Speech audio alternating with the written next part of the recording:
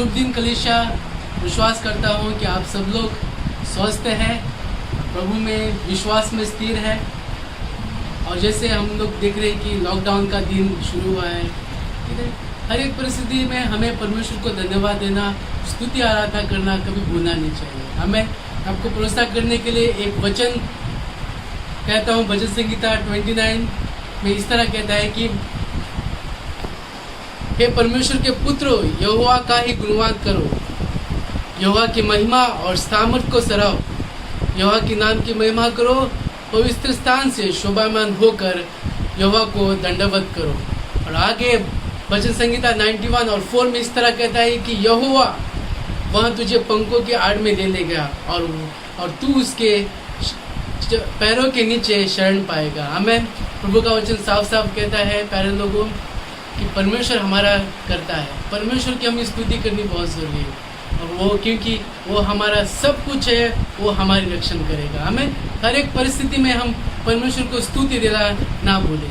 क्यों ना हम इस समय परमेश्वर की स्तुति करेंगे, उसको आराधना करेंगे, उसकी जय जयकार करेंगे, क्योंकि वो पवित्र परमेश्वर है।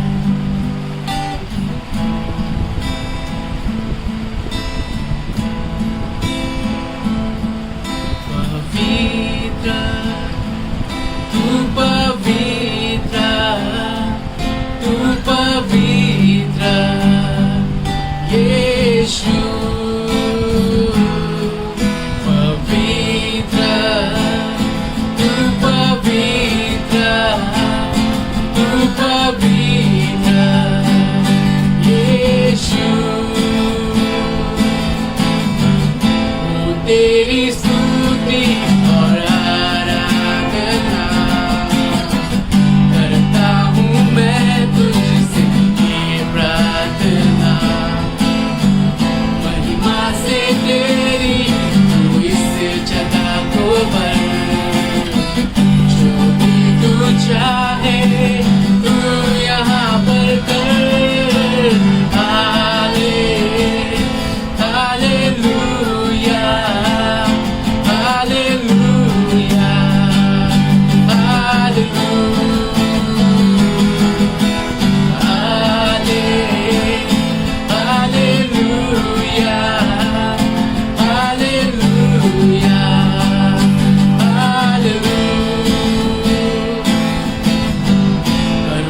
से तेरी नया दिन दिखाता है, नाम बनकर मेरी मुझे बचाता है।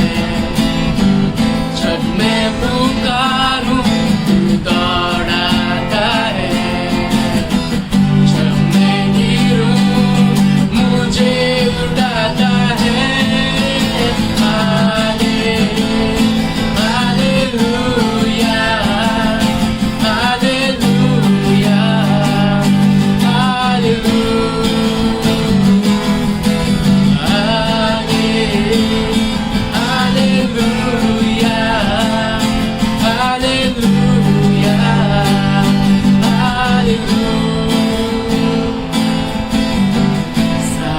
जहाँ में तुझे साथ में नहीं, मुझको छोड़ कोई दुनिया में टेकूं बस तेरे सामने। तू है मेरा प्रभु, तू मेरा पिता।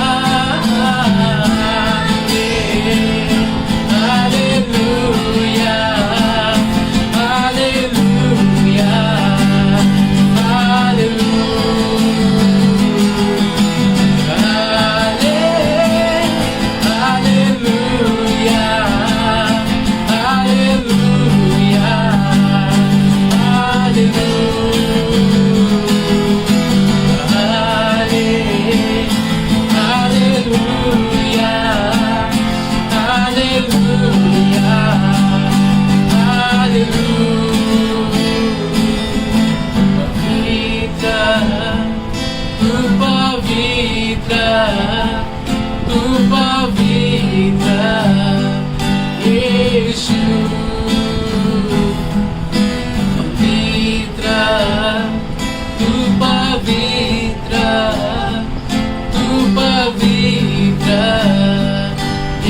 यीशु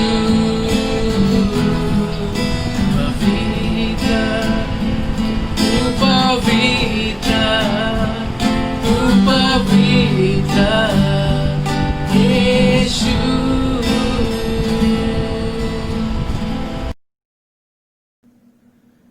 वेरी गुड मॉर्निंग चर्च।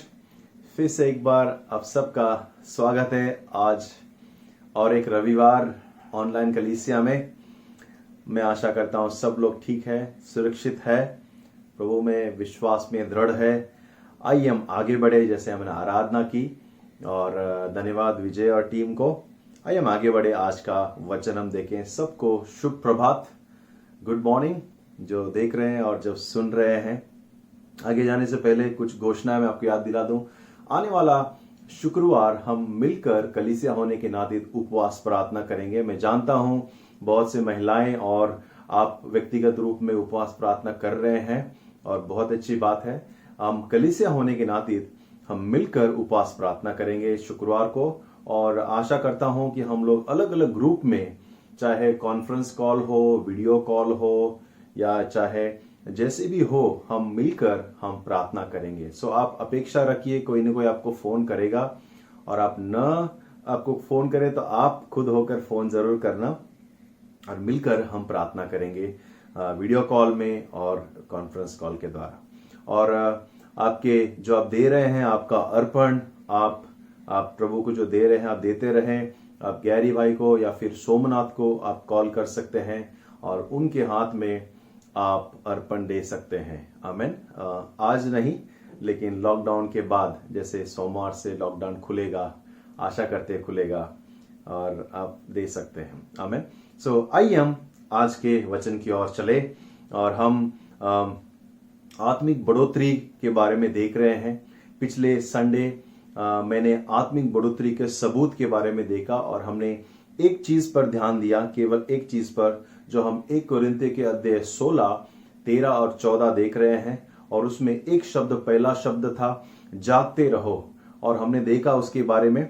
और आत्मिक बढ़ोतरी के सबूत जो है, अगर व्यक्ति आत्मिक बढ़ोतरी में बढ़ रहा है, आत्मिक वृद्धि में और परिपक्वता में बढ़ रहा है, तो हम देखते हैं वो व्यक्ति जीवन में जागता रहता है। हम अनेक प्रकार के जीवन के क्षेत्र में हमने देखा किस तरह हमें जागते रहना है आत्मा में। ओके, चाहे प्रार्थना में हो, विश्वास में हो, परमेश्वर के सामने, हम अलग अलग तरीके से देखा, और शब्द को कि जागते रहो एक बढ़ोतरी का, आत्मिक बढ़ोतरी का एक सबूत है कि वो व्यक्ति हमेशा जीवन में जागता रहता है और जागृत रहता है। आमीन। आज हम देखेंगे और एक शब्द का, उसी एक कोरिन्थियों के अध्याय 16 और 13, 14 में जो है, और दूसरा शब्द देखेंगे विश्वास में स्थिर रहना। वचन कहता है, अब हम पढ़ेंगे, फिर हम उस विषय में आज हम देखेंगे। अगर आपके पास बाइबल है, मैं चाहता हूं कि आप बाइबल रखें। जैसे आप ये सुन रहे हैं या फिर देख रहे हैं, मैं चाहता हूं कि आप बाइबल रखें और आप हमारे साथ में आप भी बाइबल खोलें।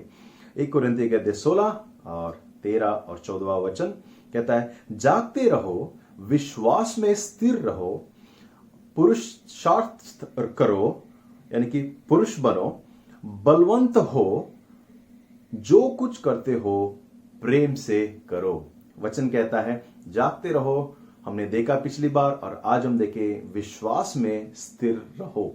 मैं दूसरा शब्द इस्तेमाल करूंगा, वो है, आज हम देखेंगे निडर या डटे रहो, डटे रहना, कि विश्वास में डटे रहना। तो आज का शिक्षक है आत्मिक बढ़ोतरी के सबूत में दूसरा शब्द है डटे रहना।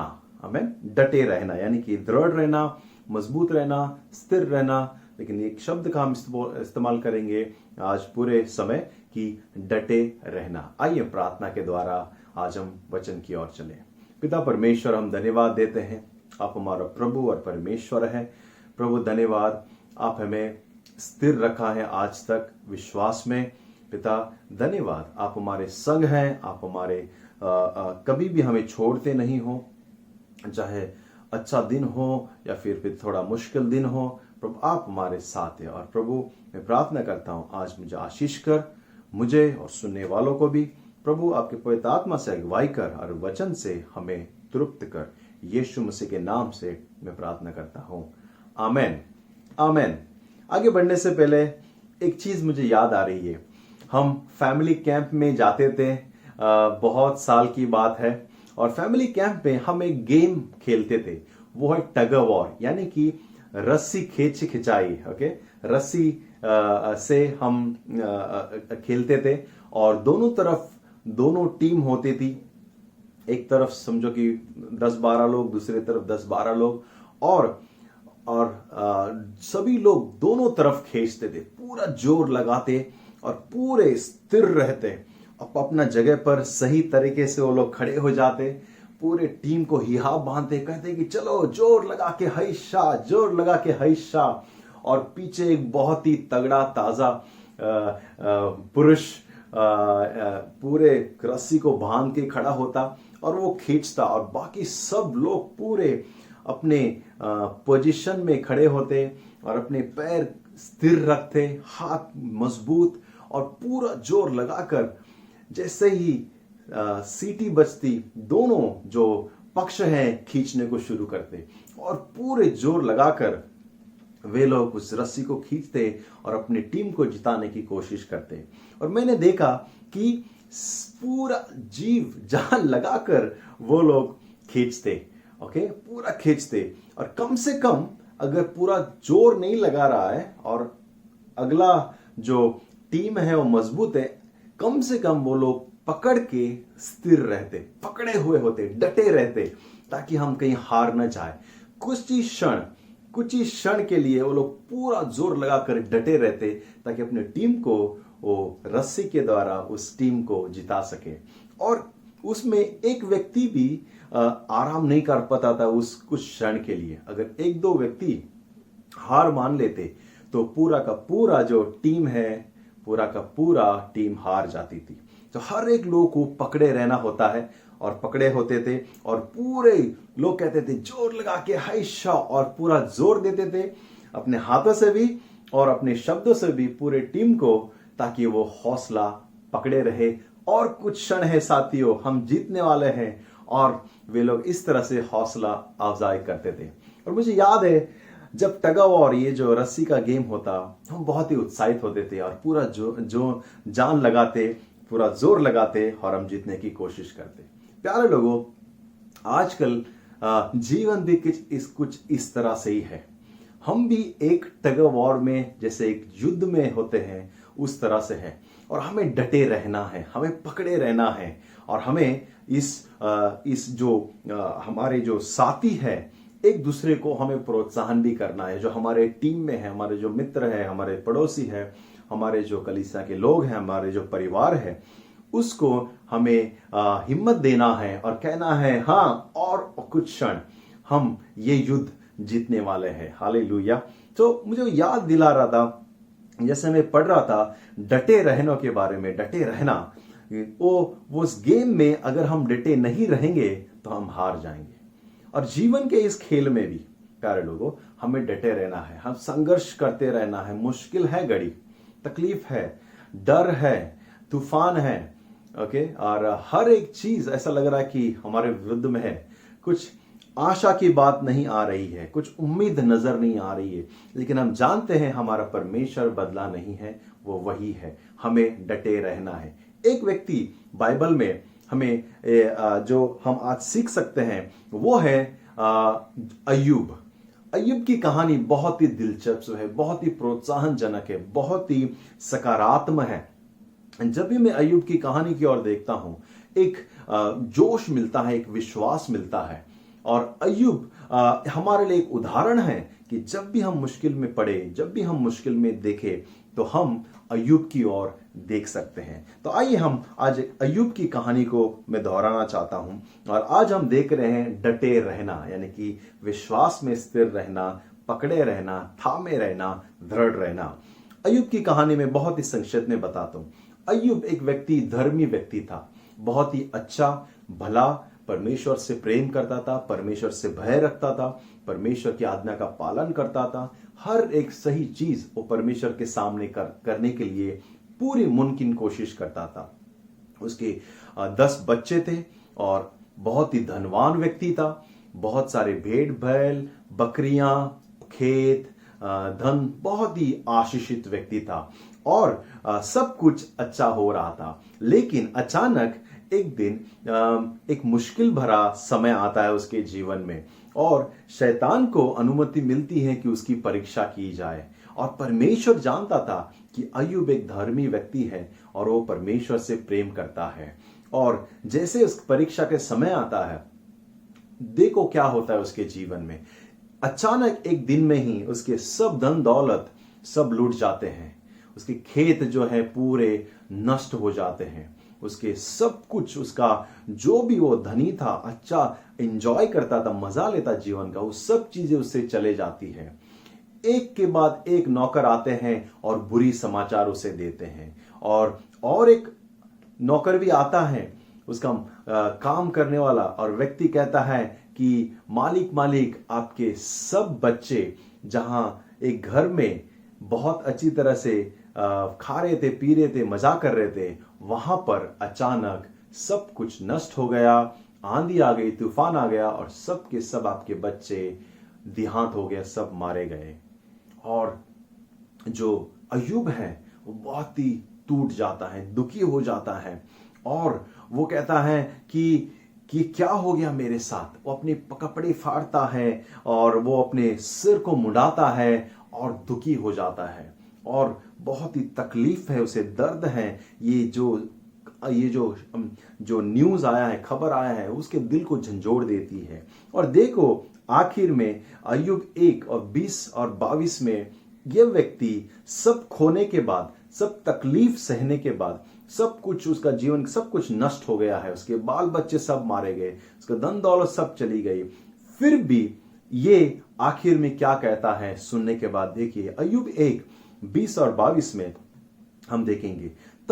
तब अय्यूब, ये सब सुनने के बाद, तब अय्यूब उठा और भागा, फाड़ा, सिर मुंडवा कर भूमि पर गिरा और दंडवत करके कहा, यानी कि दंडवत यानी कि इंग्लिश में लिखा है वर्शिप, परमेश्वर की आराधना उसने की और कहा, मैं अपनी मां के पेट से नंगा निकला और वहीं नंगा लौट जाऊंगा। यहोवा ने दिया और यहोवा ही ने ले लिया, यहोवा का नाम धन्य हो। हालेलुया।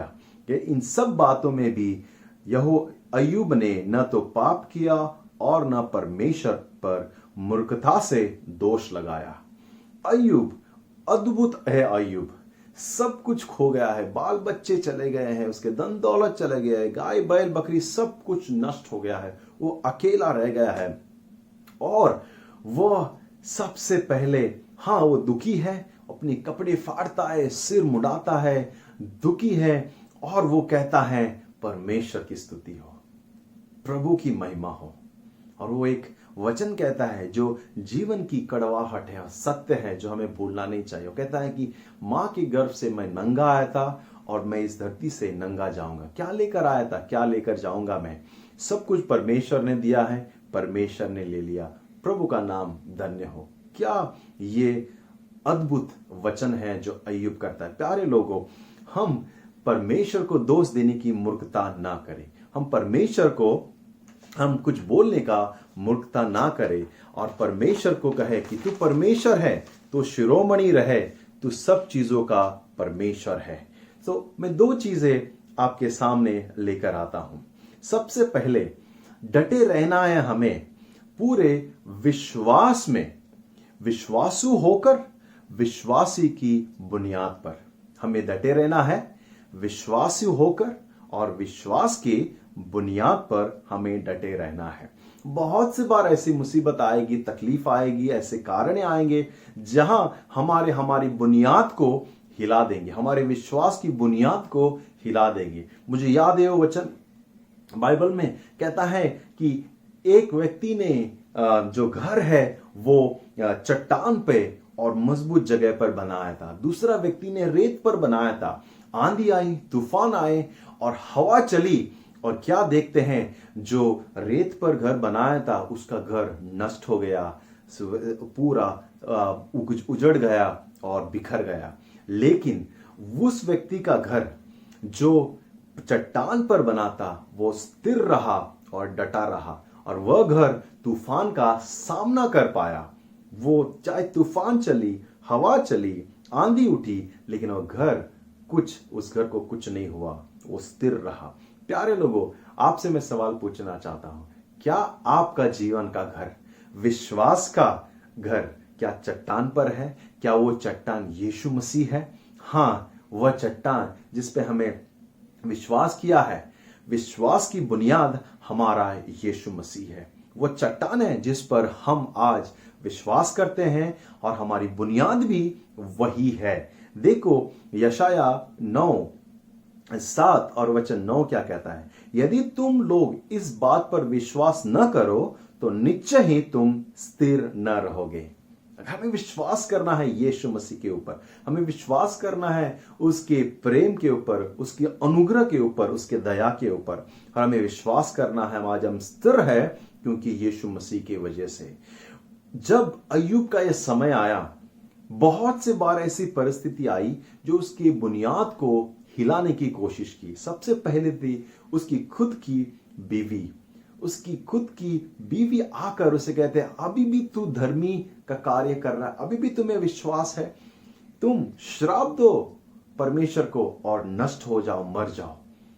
कुछ चीजें आएंगी। उसके बाद हम देखते हैं उसके कुछ मित्र आते हैं, अय्यूब के कुछ दोस्त आते हैं, वो उसके मन में शंका डालने की कोशिश करते हैं और कहते हैं शायद तूने बुरा किया है इसलिए तेरे साथ बुरा हुआ, शायद तूने पाप किया है इसलिए तेरे साथ ये सब बुरी चीजें हो रही है। लेकिन सच में अय्यूब ने कोई पाप नहीं किया था। यहां तक भी हर सुबह उठकर वो परमेश्वर को मेल बलि, पाप बलि चढ़ाता था, यह सोचते हुए कि कहीं मेरे बच्चों ने पूरा दिन यहां वहां घूमते फिरते मजा करते कहीं पाप तो नहीं किया।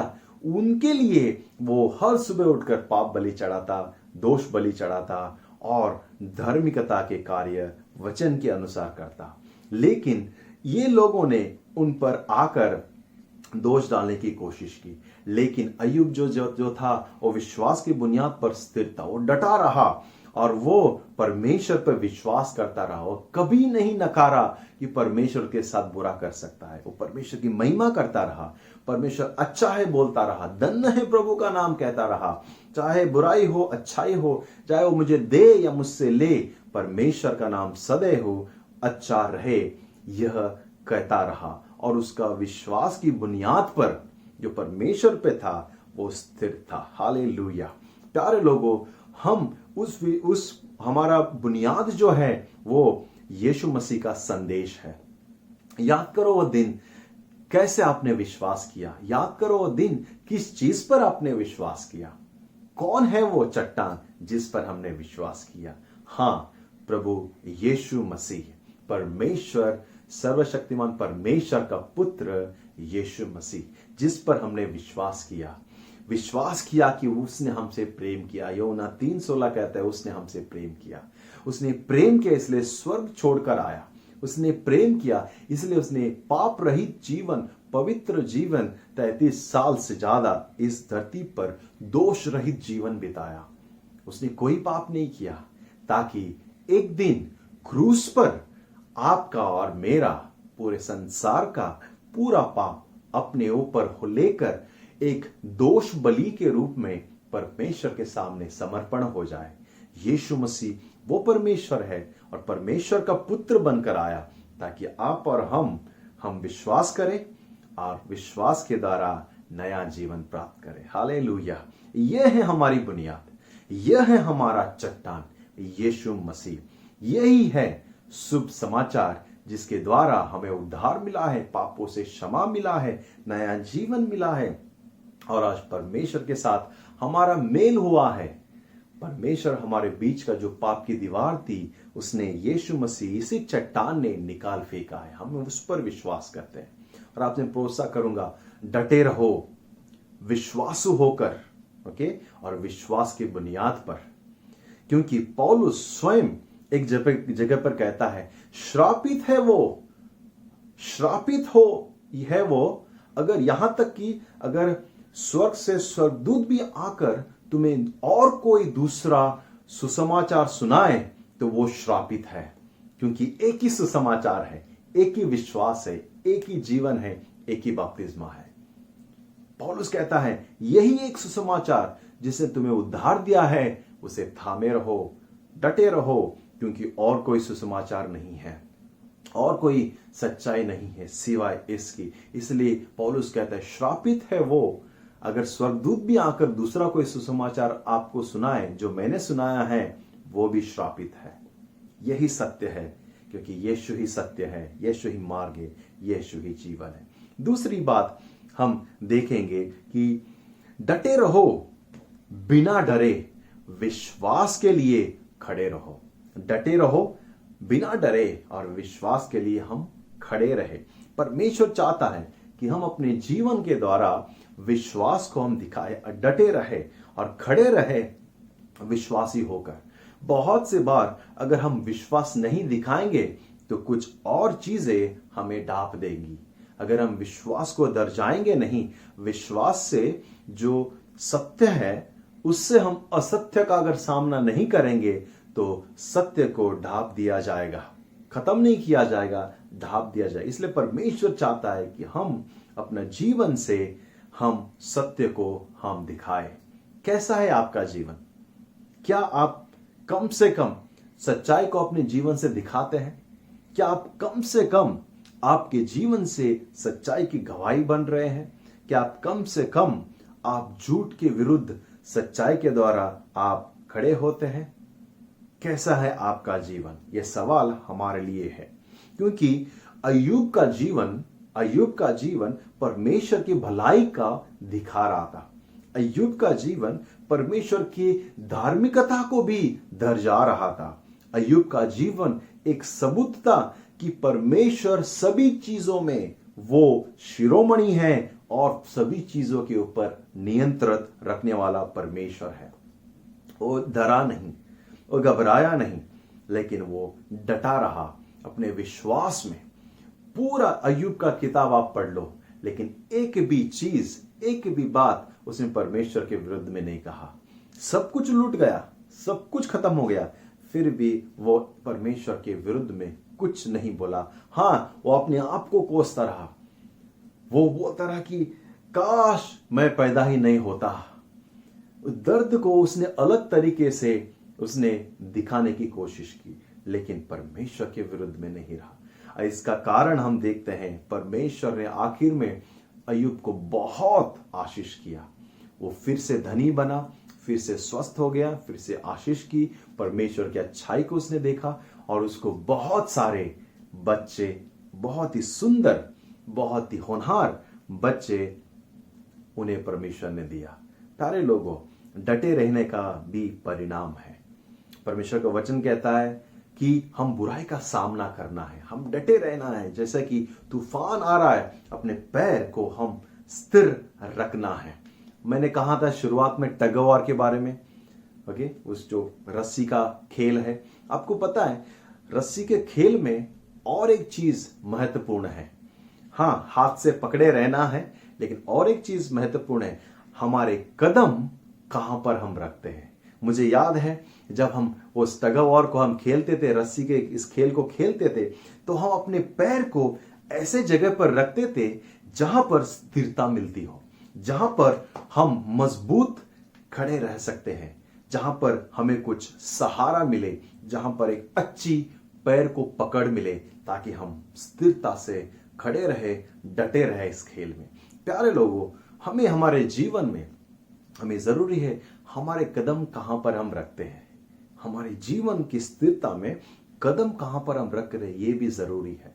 आपके कदम को देखो, आपके कार्य को देखो, आपकी चाल को देखो, आपकी सोच को देखो, आपके जीवन को देखो, और हमें स्थिरता रहना है और बुराई का विरुद्ध करना। याकूब 4:7 में कहता है, इसलिए परमेश्वर के अधीन जाओ और शैतान का सामना करो, यानी कि विरुद्ध करो, और देखो वो तुम्हारे पास से भाग जाएगा। हमें शैतान को सामना करना है, वो भागेगा। शैतान का सामना करेगा तभी वो भागेगा। बहुत से बार हम में से बहुत से लोग हैं कि शैतान का विरुद्ध नहीं करते, शैतान के साथ खेलते हैं। अब देखा हाइड एंड सीक, हम कहते हैं ना, आपा लीपा, हम बचपन में बहुत खेलते थे आपा लीपा, ओके ओके, हाइड एंड सी। और बहुत से बार कुछ लोग शैतान के साथ हाइड एंड सी खेलते हैं। शैतान कोई खेलने का चीज नहीं है, हमें उसके विरुद्ध करना है। वो बहुत ही खतरनाक है ना, बहुत ही खतरनाक है। अगर कोई खतरनाक जगह है, पहाड़ी ढलान जगह है, तो वहां पर हम बोर्ड देखते हैं। जब आप गाड़ी से आप जा रहे हैं, वाहन से आप बोर्ड देखते हैं कि बहुत ही खतरनाक जगह, हैजार्डस जगह हम कहते हैं ना, तो आप संभाल के रहना। और शैतान के साथ खेलना, हम कोई खेल नहीं खेल सकते, बहुत ही हैजार्डस है, खतरनाक है। हम उससे दूर रहे, हम उसका विरुद्ध करें और वो चले जाएगा।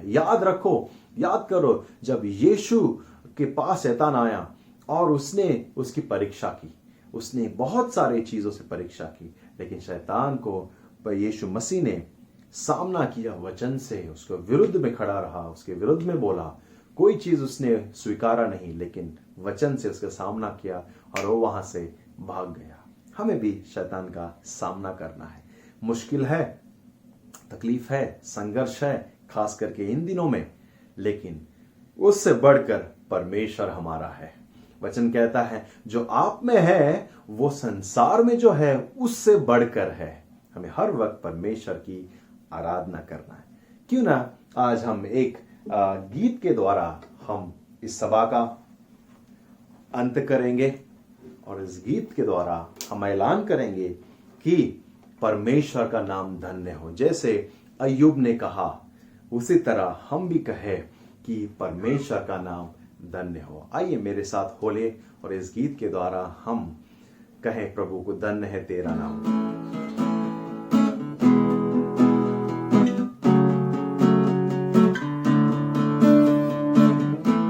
धन्य तेरा नाम बहुतायकी में, परिपूर्णता में। धन्य तेरा नाम, धन्य तेरा नाम। बंजर हालातों में, जंगल के रास्ते, धन्य तेरा नाम।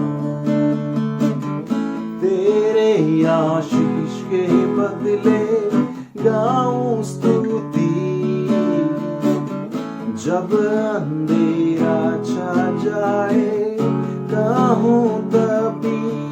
धन्य तेरा नाम है प्रभु, धन्य तेरा नाम, धन्य तेरा नाम है प्रभु, धन्य तेरा तेजस्वी नाम। धन्य तेरा नाम, जब सूरज सुहाना हो, जब सब कुशल मंगल हो। धन्य तेरा नाम, धन्य तेरा नाम। मुश्किलों की राहों में, दर्द हो भले अर्पण में। धन्य तेरा नाम, तेरे आशीष के बदले गाऊं स्तुति, जब अंधेरा छा जाए कहूं तभी। धन्य तेरा नाम है प्रभु, धन्य तेरा नाम, धन्य तेरा नाम है प्रभु, धन्य तेरा तेजस्वी नाम। तू ही देता है, तू ही लेता है, यहोवा मेरा दिल का है। धन्य तेरा नाम, तू ही देता है, तू ही लेता है, यहोवा मेरा दिल का है। धन्य तेरा नाम, धन्य तेरा नाम है प्रभु, धन्य तेरा नाम, धन्य तेरा नाम है प्रभु, धन्य तेरा तेजस्वी